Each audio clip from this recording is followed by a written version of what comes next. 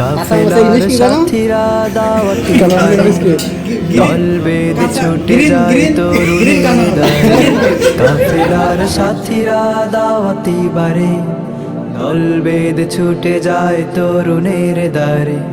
আগামীর দেশটাকে রাঙিয়ে দিতে আমাদের। আলহামদুলিল্লাহ, শত ব্যস্ততার মাঝখানেও ছোট্ট পরিসরে একটি শিক্ষা সফরের উদ্দেশ্যে আমরা কয়েকজন রওনা হয়েছি কুষ্টিয়া জেলার কুমারখালী থানার কয়া ইউনিয়নের সুলতানপুর গ্রামে। আমাদের যাত্রা শুরু হয় আসরের নামাজ আদায়ের পর।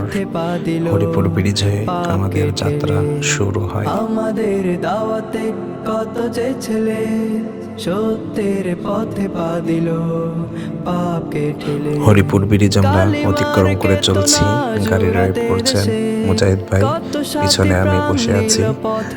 বাতাসে যেন দাড়িগুলো উড়ে বেড়াচ্ছে। ওই যে পিছনে দেখা যাচ্ছে বড় ভাই, সাথে আছেন এনামুল ভাই এবং আমাদের ছোট্ট ভাই হাসিবুল ইহসান ভাই।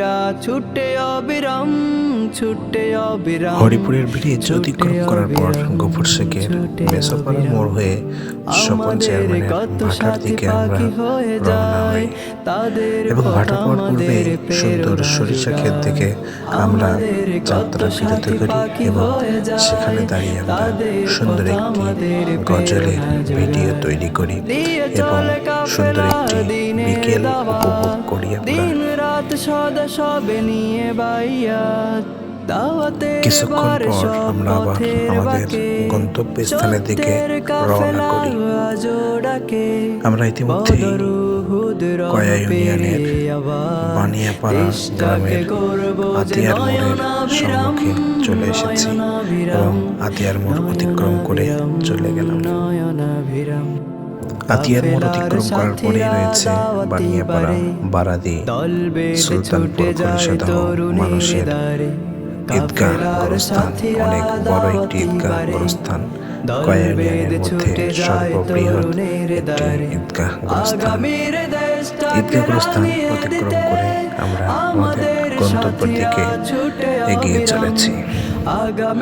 গন্তব্যে পৌঁছাইতে পৌঁছাইতে সন্ধ্যা নেমে আসে এবং মাগরিবের ওয়াক্ত হয়ে যায়। সেজন্য আমরা মাগরিবের নামাজ আদায়ের জন্য আমাদের বড় ভাইয়ের পূর্বের মসজিদ সুলতানপুর আতাই মোড় জামে মসজিদে নামাজের জন্য যাই এবং সেখানে আমাদের বড় ভাই মাগরিবের আজান দেন।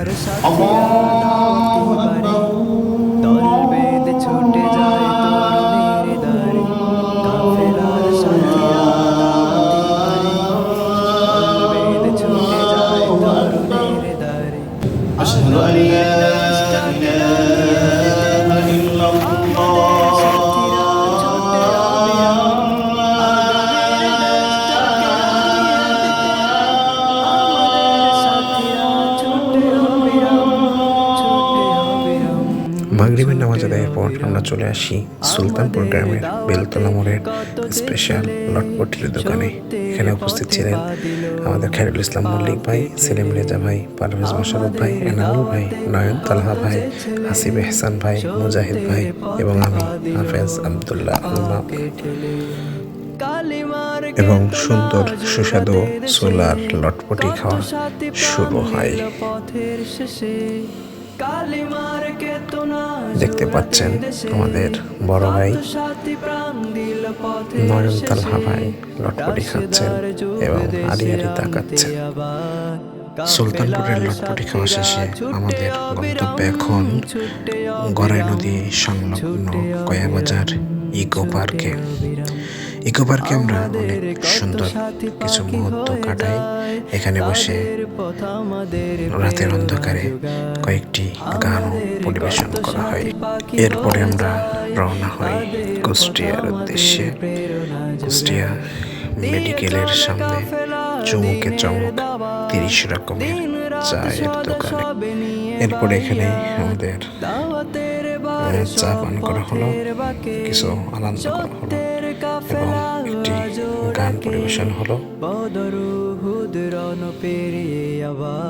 মুজাহিদ ভাই এবং এনামুল ভাই পান করতেছেন ঝাল চা, নয়ন ভাই পান করছেন কালো জিরা চা এবং আমাদের হাসিবুল হাসান ভাই পান করতেছেন তেঁতুল চা।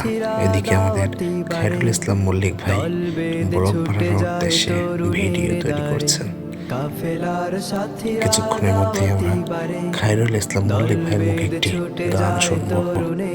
দেখতে পাচ্ছেন আমাদের বড় ভাই পারভেজ মোশাররফ ভাই এবং হাসিব ইসলাম ভাই তেঁতুল চা পান করছে। বড় ভাই সালাম জানালেন সকলকে।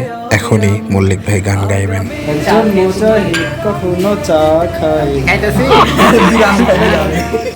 দেখা যাচ্ছে মুজাহিদ ভাই হাসি মুখে কিছু কথা বলছেন এবং আমরা এখানে খুবই আনন্দ করি।